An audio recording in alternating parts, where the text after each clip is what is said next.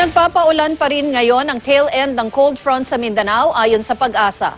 Kaya maging I am ready sa maghapong ulan ng Caraga at Davao regions bukas. Sa hapon may ulang dulot ng thunderstorm sa natitirang bahagi ng Mindanao. Patuloy namang umiiral ang malakas na hanging amihan sa ibang bahagi ng bansa. Sa Luzon, buong araw na uulanin ang silangang bahagi ng Cagayan Valley, Aurora, Northern Quezon at Mindanao o Mindoro provinces, habang sa gabi maulan sa Cordillera region. Bahagya namang maulap at may tsansa ng mahinang ulan sa ilang bahagi ng Metro Manila bukas. Malamig pa rin ang panahong inaasahan sa Metro Manila. Posibleng nasa 22 degrees Celsius ang temperatura sa umaga. Sa Visayas, maayos na panahon ang inaasahan maliban sa Aklan, Capiz at Leyte provinces na posibleng ulanin bukas ng hapon.